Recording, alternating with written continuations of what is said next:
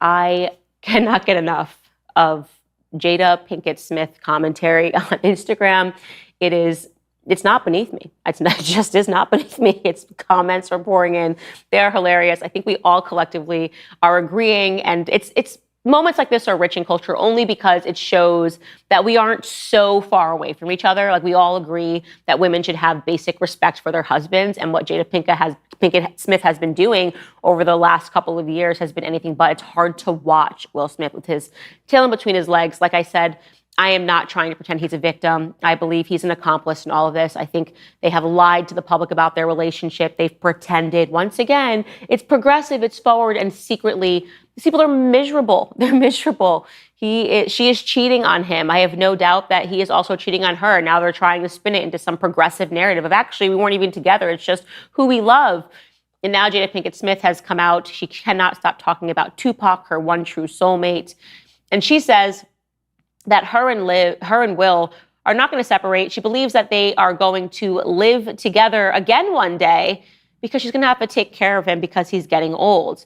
And if that wasn't cringe-worthy enough, Will Smith responded in basic adoration for his wife and talked about how her book just reminded him of how brave and how wonderful and how beautiful she is. And he had forgotten the depths of her character. I'm paraphrasing here, but man, it was really, really wimpy.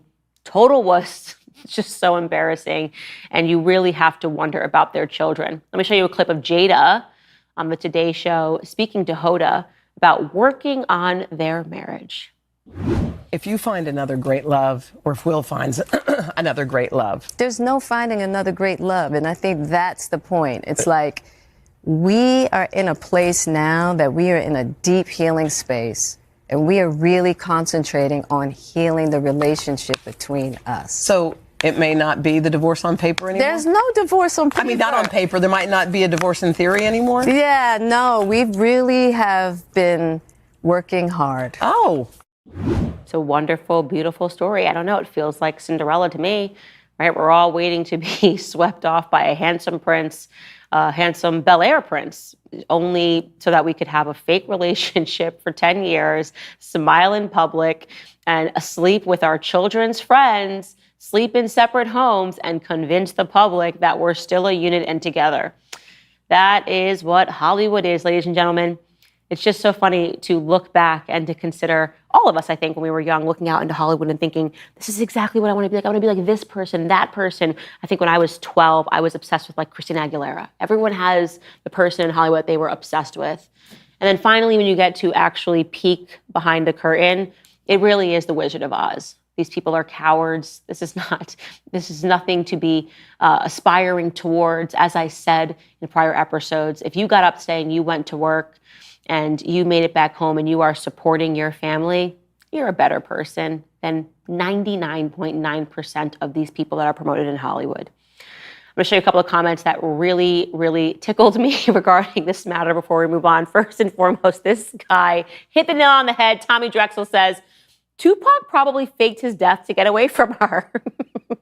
That is a fact that I am presenting. Tupac is still alive. He just really needed to get away from Jada Pinkett Smith because she's bizarrely obsessed with him, cannot stop talking about him, and nobody knows why. There's no proof of them ever being this close. But trust Jada Pinkett Smith, that was her. She's even saying he had alopecia because she wants to have a connection with him because she's got alopecia.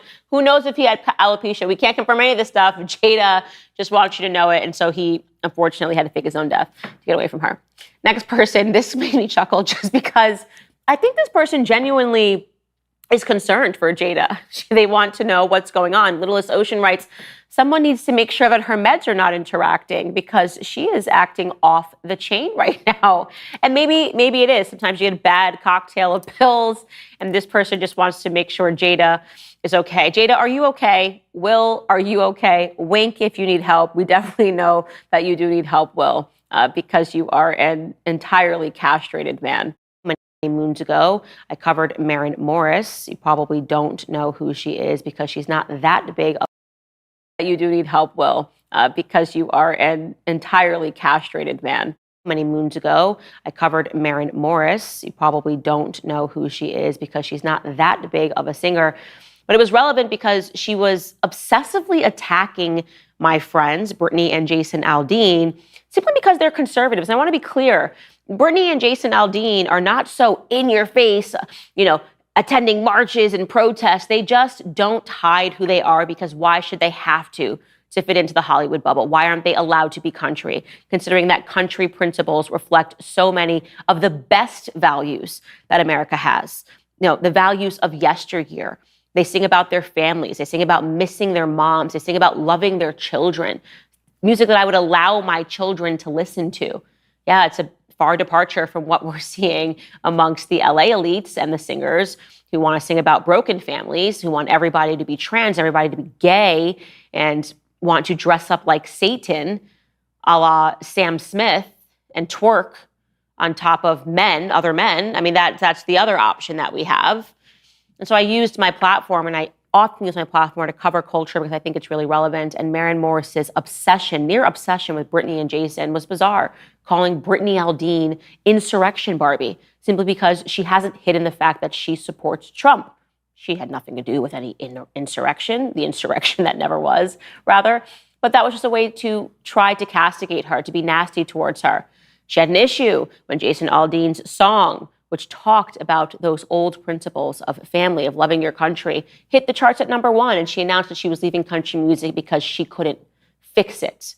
No, you're leaving country music because country music doesn't want to be fixed, sweetheart, okay? Country music doesn't need another person wearing country face, using them as just the middleman so that they can get over to Hollywood and espouse views and principles that are actually crushing our country.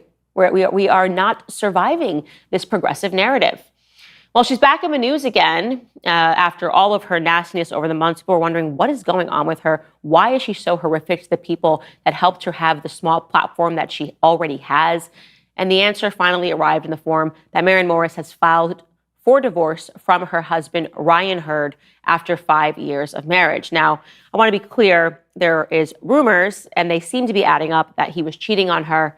We obviously can't confirm any of that. But I also want to be clear that it is sad when anybody gets divorced. This isn't a moment of celebration. It's not, yay, I hate Maren. She is a Karen. But you don't want people to get divorced, especially when they have a small child. And they do have a small child, a child that she uses to put forth her leftist principles. She says, I just took my 2-year-old to a drag show in front of drag queens, because she wants you guys to know how loving and accepting she is to everybody except, of course, conservatives, the very people that she pretends to write tunes reflecting their lives. And so it's sad that they are getting divorced. It's sad that this child is now going to be shuttled between an absolute lunatic like Maren Morris and her husband, who knows what his ideals are, obviously not faithfulness among them. It is sad that child is going to grow up in that environment. So I do want to say that it's no laughing matter, but it does speak to the fact that a lot of the people that we see who seem the most radical, and I've talked about this on the show extensively, who seem the most radical, the most progressive, are screaming the loudest for things that just don't make sense, right? I talked about this. I recently did Bill Maher's podcast, where you just look around at these washed up actresses who are like in their almost 60 and they're crying because they're just like, we must be able to abort children in the womb at 9 months or the whole world's going to end. You're going, you don't actually think that. You don't actually believe that. What is wrong with you? And the answer is always, they're miserable. That's a lesson of Maren Morris. Maren Morris is miserable, okay? Her house was not in order. She looked at what Brittany and Jason had and she envied it. That's the truth. She envies the way Brittany looks. It's why she calls her insurrection Barbie. She envies the fact that they're in a loving relationship, right? And that they genuinely support each other, not artificially in public, applauding each other and saying, you go, babe, like her and Ryan Hurd did. There's something missing in her. And what's missing in her, likely, are the conservative principles that she hates so much. And so I wish her luck and I wish her happiness. I hope that the void, the spiritual void that exists in her and so many leftists, is properly filled in the future.